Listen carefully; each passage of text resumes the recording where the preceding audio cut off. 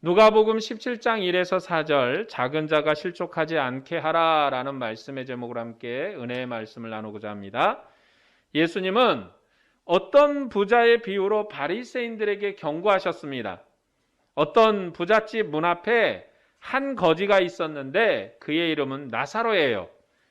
부자는 잘 먹고 잘 살았지만 거지 나사로는 부자의 상에서 떨어지는 것을 먹었습니다. 그리고 개들이 그의 상처를 핥았어요. 이런 삶을 살던 부자와 거지가 죽었습니다.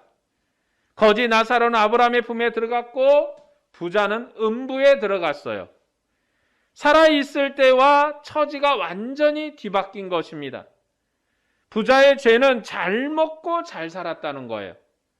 모세 율법은 부자가 가난한 형제를 구제하도록 명령하고 있는데 부자는 나사로에게 어떤 도움의 손길도 내밀지 않았어요.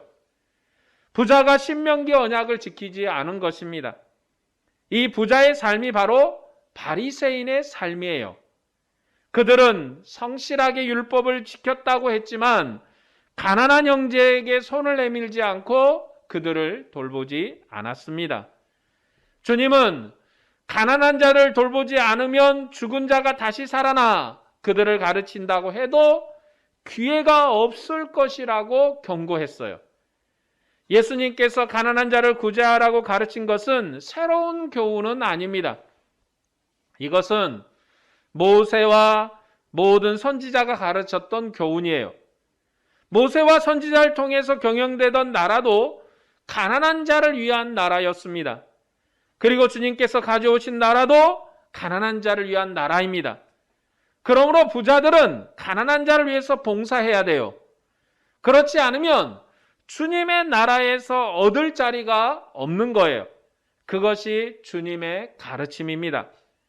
이 음성을 듣지 않으면 주님께서 임하실 종말의 나라에 들어갈 수가 없어요. 그것이 부자와 바리새인을 위한 경고였습니다. 그리고 그것은 우리를 위한 경고예요.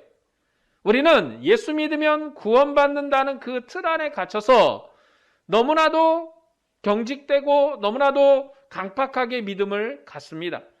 그래서 나만 잘 믿으면 되지라는 생각 때문에 우리 형제들을 돌보지 않아요. 내 주변에 누가 있는지 보지 않습니다. 그들의 어려움에 눈을 감습니다. 무관심하고 그리고 또 여러 가지로 마음도 없습니다. 이것이 우리에게 향한 경고인 것입니다. 오늘은 형제를 실족하게 하지 말라는 교훈의 말씀입니다. 이 말씀도 지난주에 이어서 가난한 자를 구제하라는 문맥에서 계속되는 말씀이에요. 먼저 본문 1에서 2절 말씀을 보겠습니다. 예수께서 제자들에게 이르시되 실족하게 하는 것이 없을 수는 없으나 그렇게 하는 자에게는 화로다. 그가 이 작은 자 중에 하나를 실족하게 할진대 차라리 연자맷돌이 그 목에 매여 바다에 던져지는 것이 나으리라. 실족하게 하는 것은 없을 수 없어요. 있습니다. 그러나 주님은 실족하게 하는 것이 얼마나 무서운지를 말씀했어요. 작은 자 중에 하나를 실족하게 하는 것이 연자맷돌을 목에 메고 바다에 던져지는 것이 나을 정도로 악한 것이다 라고 한 것이에요. 이거는 강조법입니다. 진짜로 죽으라는 게 아니에요. 이런 얘가 내 오른손이 하는 것을 왼손이 모르게 하라. 오른손이 어떻게 한 몸이서 이걸 모르지? 강조법이에요. 그 정도로 은밀하게 하라 라는 뜻이지 진짜로 죽어라 이런 뜻은 아닙니다. 형제를 실족하게 하는 것이 얼마나 악한 것인가 하는 것을 강조하는 것입니다. 주님 우리가 범죄한 형제를 어떤 관계로 대해야 될지를 말씀하셨어요. 본문의 작은 자는 바로 범죄한 형제예요. 그런 작은 자라도 실족하게 해서는 안 된다라는 것입니다. 본문 3절 말씀을 보겠습니다. 너희는 스스로 조심하라.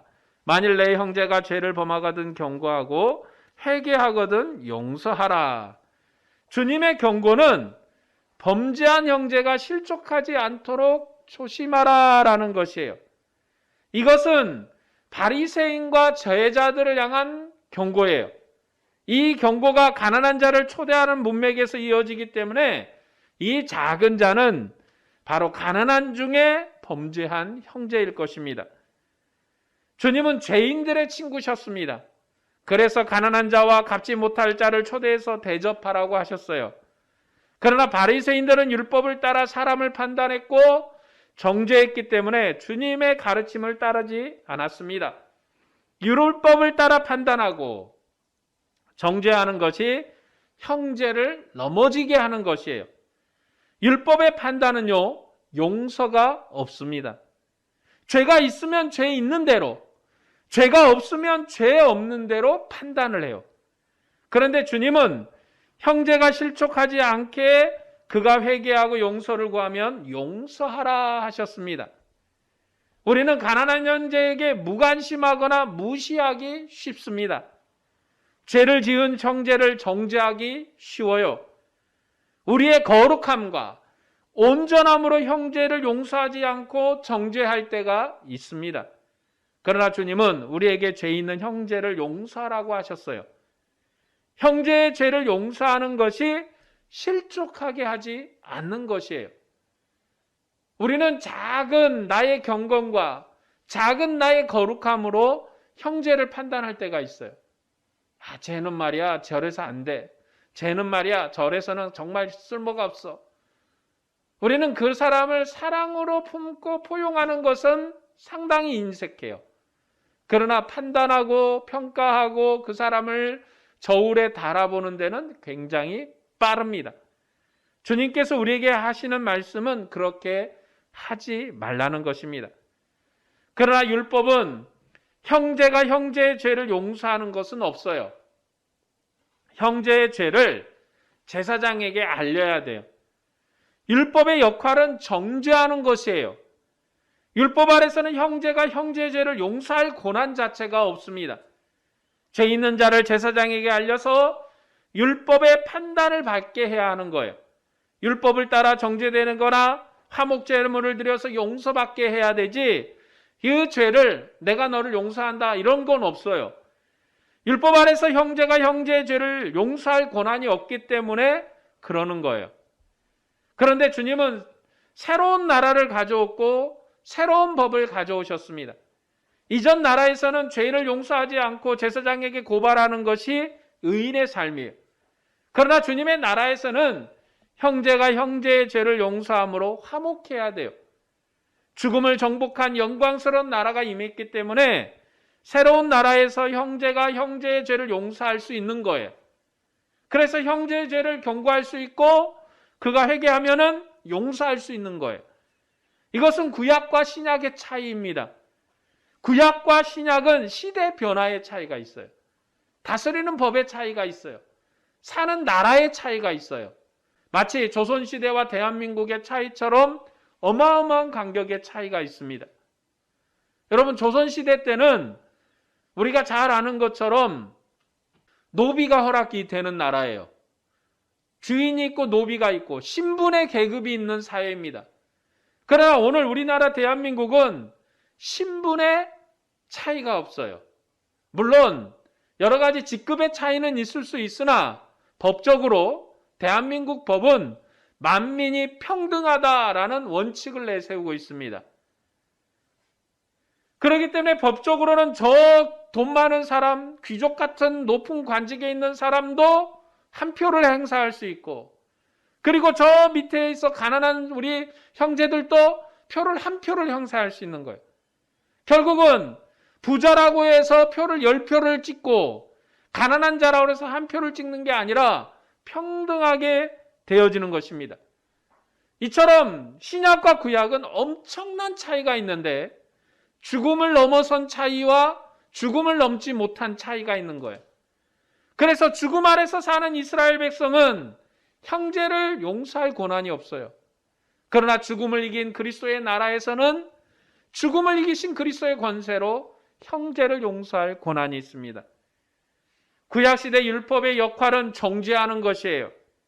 죄 지은 자를 정죄하고 가난한 자와 부정한 자를 정죄합니다. 율법으로 정죄된 자는 하나님의 심판을 받은 자예요. 그래서 부정한 자들이고 진 밖으로 쫓겨날 자들이에요. 그들은 언약 백성의 권리를 박탈당한 자들이고 쫓겨난 자들이어서 성소의 교제가 허락되지 않은 자들입니다. 그러므로 의인들은 그들과 거룩한 간격을 둬야 돼요. 구약은요, 간격으로 거룩함을 유지해요. 항상 부정한 것과 거리를 둬야 돼요. 부정한 음식과 거리를 둬야 되고, 부정한 사체와 거리를 둬야 되고, 부정한 사람과 거리를 둬야지 의를 유지할 수가 있어요. 구약에서 죄인과 가난한 자는 정죄된 자들이에요. 율법이 그들이 부정하다고 정죄했고 죄 있다고 정죄했어요. 그래서 율법 아래 사는 백성은 범죄한 형제를 멀리했고 율법을 따라 정죄된 판단으로 살았습니다. 왜 구약의 백성들이 항상 부정을 경계하고 부정과 거리를 두는가? 그 부정함이 내게로 옮겨오기 때문에 그래요. 내게 옮겨오기 때문에. 그러나 신약에서는 부정함을 경계하지 않습니다. 우리는 거룩한 것에 접촉이 됐기 때문에 그래요. 우리는 거룩한 하나님과 접촉했기 때문에 거룩한 하나님과 접촉한 우리가 온전한 자예요. 그래서 우리와 함께하는 지체도 그리스도와 접촉한 자로 온전한 자입니다. 그러므로 그를 정죄할 권한은 교회에 있지 않아요. 단지 교회가 가진 온전한 법은 사랑의 법인 것입니다. 그러나 예수님은 율법으로 정죄받은 죄인들의 친구가 되셨어요. 가난한 자들의 친구로 그들과 함께 먹고 마셨고 그들을 가르쳤습니다. 구약의 의인인 바리새인과 서기관들은 그들을 멸시했지만 주님은 세리와 죄인들의 친구가 되셨어요. 주님이 죄인의 친구로 그들과 함께 했기 때문에 바리새인과 서기관들은 율법으로 예수님을 판단했습니다. 그런 바리새인들에게 예수님은 하나님의 나라가 가난한 자와 죄인을 위한 나라라고 가르쳤어요. 그리고 그들도 가난한 자와 죄인의 친구가 되라고 하셨습니다. 낮은 자리에 앉고 갚을 것이 없는 자를 초대해서 먹이라고 했어요. 그렇게 하면 의인의 상급을 받을 것입니다. 이제 율법의 시대가 끝났어요. 율법은 죄인을 정죄하는 것이지만 복음은 죄인을 용서하고 회복합니다. 그래서 작은 자 중에 하나를 잊는 것은 심각한 죄예요. 주님께서 가져오신 하나님의 나라는 죄인을 용서하고 그들을 회복시키는 나라예요. 이게 왜 그런 나라인가? 온전한 나라이기 때문에 그래요. 죽음 안에서 주어진 성전은 온전한 성전이 아닙니다. 항상 제약된 성전이에요. 그래서 그들의 거룩함이라는 것은 항상 제약된 거룩함입니다. 어떨 때는 거룩하고 어떨 때는 부정해요. 여러분 그게 이상하지 않으시던가요? 거룩하면 온전히 거룩하든지 온전히 부정하든지 해야 되는데 구약에서는 어떨 때는 거룩해요. 어떨 때는 부정해요. 왜냐하면 죽음 아래서 하나님을 섬기는 간격이기 때문에 신의 산에 하나님이 임하실 때도 이스라엘 백성에게 온전히 내려오신 게 아니라 하나님이 신의 산 저 멀리에 계셨다가 또 중척으로 내려오셨다가 들판으로 내려오셨다가 후에 이스라엘 진안으로 들어오십니다. 한 번에 들어오지 않으세요. 왜냐하면 거룩함의 간격이 있기 때문에. 그래서 구약은 항상 거룩함의 간격이 있어요. 온전한 게 아니에요. 그러나 주님이 가져오신 나라는 온전한 거룩함의 나라예요. 확실한 은혜의 나라예요. 그래서 그 안에서는 간격이 없어요. 목사는 조금 더 거룩하고 성도는 좀 더 덜 거룩하고 이런 게 없어요. 모두가 다 존귀한 백성이요. 모두가 왕 같은 백성이요.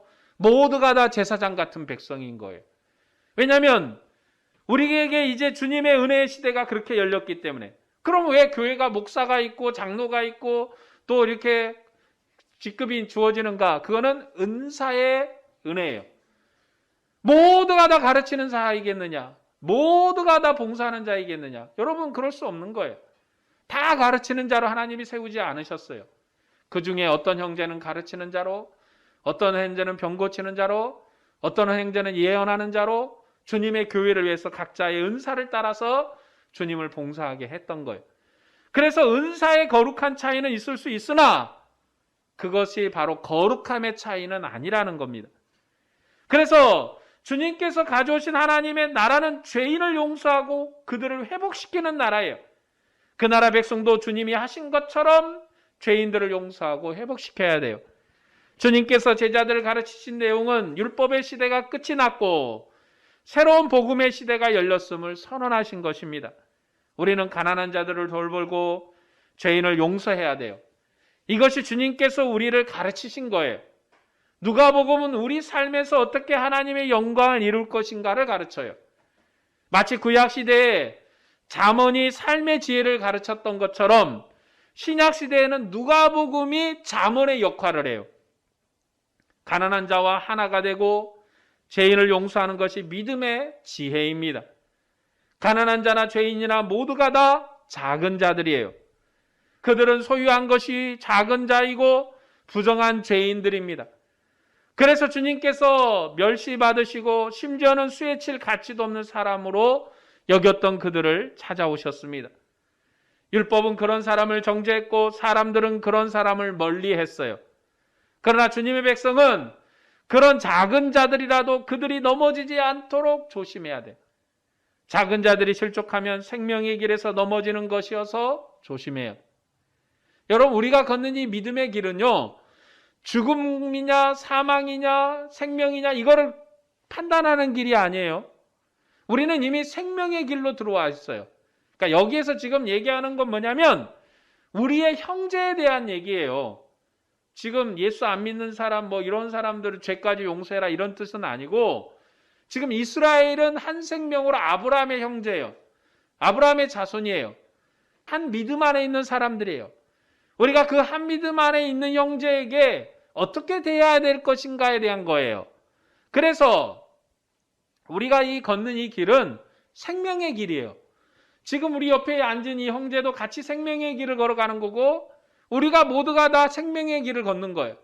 그러나 이 생명의 길에서 넘어지면 생명을 잃는 사망이요 생명을 잃는 죽음이기 때문에 그래서 그 형제가 정죄되어서 그 길에서 넘어지지 않고 실족하지 않도록 조심하라 라고 가르치는 것입니다. 왜냐하면 그것은 영혼을 잃어버리는 것이에요. 육체를 잃어버리는 것도 위험하지만 영혼을 잃어버리는 것은 심각한 위험이에요. 그것은 그 사람을 온전히 죽이는 것이어서 아주 위험한 것이에요. 그러니 형제가 실족하지 않도록 주의해야 됩니다. 우리가 그들을 용서해서 하나님의 영광과 기쁨을 충만하게 해야 하는 것입니다. 본문 3에서 4절 말씀을 보겠습니다. 너희는 스스로 조심하라. 만일 내 형제가 죄를 범하거든 경고하고 회개하거든 용서하라. 만일 하루에 7번이라도 내게 죄를 짓고 7번 내게 돌아와 내가 회개하노라 하거든 너는 용서하라 하시더라. 모세와 선지자로 세워진 율법의 나라에서는 죄를 범한 자를 율법을 따라 정죄했습니다. 그런데 율법은 판단함 재판관이 따로 있어요. 형제가 형제를 판단해서는 안 되고 율법을 따라 판단할 권한이 있는 자에게 판단을 받아야 해요. 율법을 맡은 제사장이 그 일을 했습니다. 그러니까 율법 아래선 형제가 형제의 죄를 용서하는 것은 불가능해요. 모세가 아무리 탁월해도 스스로 죄를 덮으면 안 되고 율법을 따라 판단해야 돼요. 율법을 맡은 제사장이라도 죄를 덮어버리면 안 돼요. 율법을 따라 죄가 없으면 없는 대로, 있으면 있는 대로 판단해야 돼요. 율법의 나라에서는 율법을 따라 판단하는 것이 형제를 사랑하는 거예요. 우리는 성장한 그리스도의 나라 안에 있는 거예요. 그러나 구약은 어린아이의 나라예요. 그러니까 그 나라에서는 죄를 덮을 권한이 없어요. 그것은 율법의 판단이 바로 형제를 사랑하는 것이기 때문에 그래요. 그런데 이 율법의 나라가 완성되었습니다. 나라가 완성되었다는 것은 끝이 났다라는 의미도 있는 거예요. 율법의 나라가 끝이 난 것입니다. 율법을 뛰어넘는 새로운 통치가 임했기 때문에 율법이 완성된 것이고 끝이 난 거예요. 주님이 가져오신 새로운 나라는 이전의 것을 반복하는 나라가 아닙니다. 옛 것을 반복하는 것은 옛날과 같은 거예요. 주님께서 율법을 반복하셨다면 하나님의 나라가 여전히 어둠과 죽음 아래 있는 거예요. 그러니까 왜 우리가 구약을 반복하지 않는가? 여기에 답이 있습니다. 안식일을 반복하고 유월절을 반복하면요, 여전히 우리가 안식일을 지키는 백성으로 사는 거예요. 여러분, 우리가 안식일을 지키는 백성으로 살면 안 돼요. 왜냐하면 우리는 일주일 전체를 하나님을 섬기는 백성으로 살아야 돼요. 근데 구약에서는 안식일만 하나님의 얼굴을 보는 날이에요. 나머지 날은 뭐예요? 하나님을 보고 싶어도 볼 수 없는 날이에요. 왜냐하면 하나님이 어디만 계시니까? 우리가 아는 것처럼 우리의 마음속에 있는 건 신약시대 때 가능한 거지, 구약 때는 성전에만 계세요. 그래서 하나님의 얼굴을 보려면 저 멀리 이방 이국 땅에 살아도 예루살렘 성전으로 와야 돼요. 성지순례라는 명목으로 오는 게 아니라 이스라엘 백성은 1년에 한 번은 하나님의 얼굴을 봐야 돼요. 마치 우리가 멀리 떨어져 있어도 명절에는 다 모여서 부모의 얼굴을 한 번은 봐야 되는 것처럼 이스라엘 백성에게는 1년에 한 번은 하나님의 얼굴을 봐야 돼요. 그러니까 이스라엘 안에 예루살렘에 사는 사람들은 그들보다 복을 더 많이 받아서 하나님의 집 옆에 살기 때문에 일주일에 한 번씩 매일매일 하나님의 얼굴을 보는 복을 누리면 살아요. 그런데 오늘 신약에도 여전히 우리가 드린 이 주일이 안식일이고, 그리고 이 안식일이 반복된다고 가르치면 이건 대단히 심각한 거예요. 왜냐하면 우리가 일주일에 한 번만 하나님을 보는 백성으로 사는 거예요. 옛 것을 답습하고 사는 거예요. 그건 뭐냐면 여전히 죽음 아래 있는 것이요, 범죄 아래 있는 것이요, 사망 아래 있는 거예요. 그런데 주님은 죽음을 이기시고 우리에게 새 날을 주셨어요. 주님이 주신 이 새 날은 모든 매일매일이 하나님과 함께하는 날이에요. 모든 날이 다 좋은 날이에요. 그래서 성령이 우리 안에 들어오셨어요. 성령의 영, 하나님의 영, 아들의 영이 우리 안에서 우리와 동거하시고 동행하셔요. 구약에는 이런 날을 꿈꿨어요. 모세가 그랬잖아요. 모세가 이제 이스라엘의 장로들이 모세를 반대하는데 하나님의 영이 장로들한테 들어가서 막 예언도 하고 막 뒤집어졌어요. 그래서 사람들이 이 사람을 어떻게 할까요? 그랬더니 모세가 둬라, 그냥. 모든 만민이 나처럼 됐으면 좋겠다. 모세만 하나님의 영을 받았어요. 그러나 이스라엘 백성은 하나님의 영이 없어요. 왜요? 아직 죽음과 사망 아래 있기 때문에 모두에게 하나님의 영을 붓지 않습니다. 그러나 오늘 신약의 백성은 모두에게 하나님의 영이 임했어요. 그렇기 때문에 우리가 구약과 다른 거예요. 오늘 우리가 드리는 이 예배는 공동체 모임의 예배지 이날에 주님이 여기에 있는 게 아니에요. 주일에만 여기에 계신 게 아니에요. 우리의 삶에, 여러분의 삶의 현장 속에, 우리의 모든 삶 속에서 주님이 계세요. 그렇기 때문에 이거는 초등학교 애들한테 가르치는 내용이잖아요. 하나님이 어디에 있느냐, 내 마음속에 있다고 이렇게 가르치잖아요. 주일학교 애들 그렇게 가르친단 말이에요.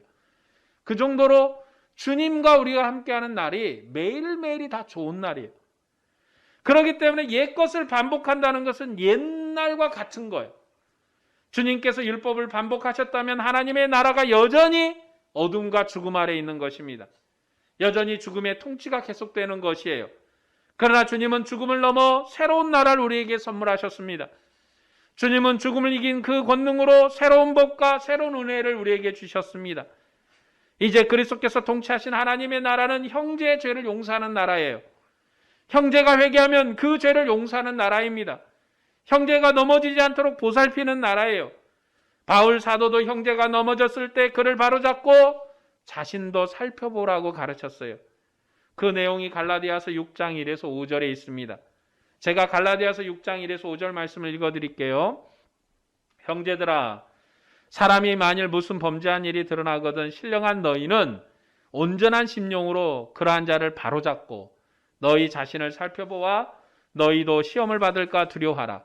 너희가 짐을 서로 지라. 그리하면 그리스도의 법을 성취하리라.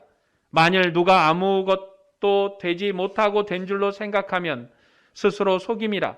각각 자기 일을 살피라. 그리하면 자랑할 것이 자기에게는 있어도 남에게는 있지 아니하리니 각각 자기의 짐을 질 것이라.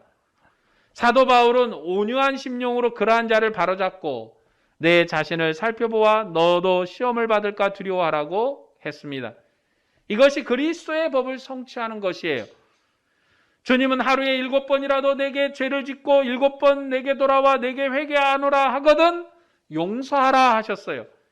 이것도 강조법이에요. 무슨 말인지 알죠? 7번만 하라는 게 아니라 항상 용서하고 항상 무궁히 용서하라는 거예요.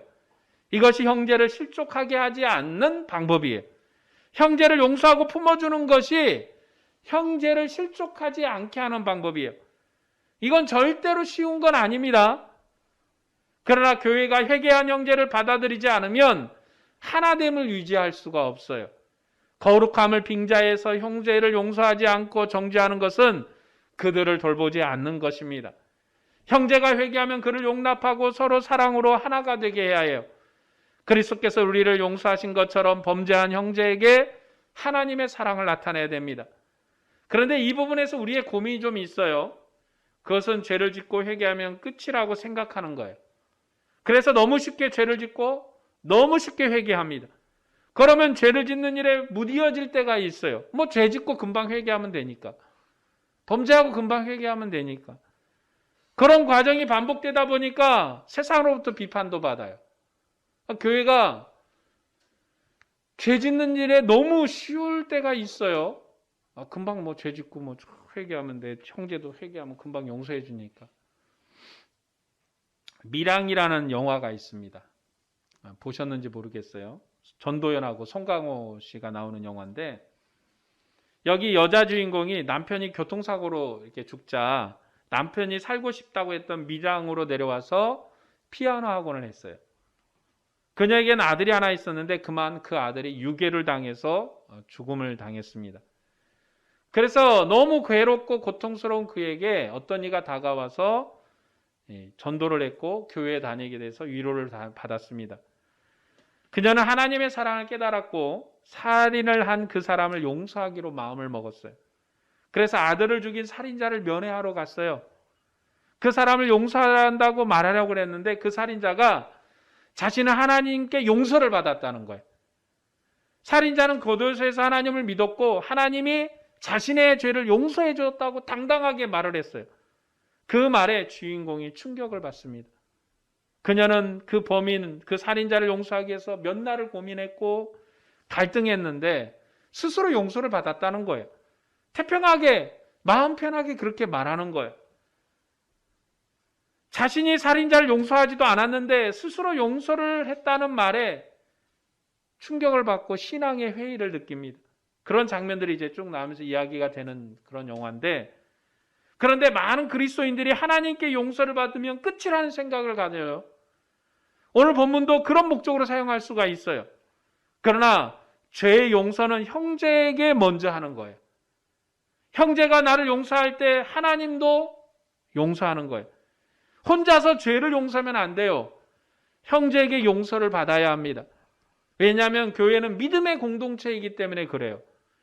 공동체는 하나이고 그 하나됨을 유지하기 위해서 형제에게 공개적으로 용서를 구해야 돼요. 그러면 공동체가 화목함을 이룰 것입니다. 조금 곁길로 빠진 얘기지만 용서는 혼자 하는 게 아니라는 거예요. 여기서도 지금 혼자서 회개했다고 되는 게 아니라 형제에게 용서를 구하라는 거예요. 오늘 본문의 핵심도 우리도 하나님의 큰 은혜를 받았으니 형제의 연약함을 용서해서 그가 실족하지 않게 하라는 것입니다. 오늘의 핵심은 그거예요. 용서를 구하는 형제를 용서하지 못하고 그를 감싸주지 않아서 넘어지게 하면 안 됩니다. 오늘 말씀을 정리하겠습니다. 우리는 죄와 허물로 죽어야 할 죄인이었습니다. 우리는 공중의 권세 잡는 자 아래서 죄를 따라 살았고 진노의 자녀였어요. 그런 우리가 하나님의 긍휼과 자비하심으로 그리스도와 하늘 보좌에 앉는 은혜를 얻었습니다.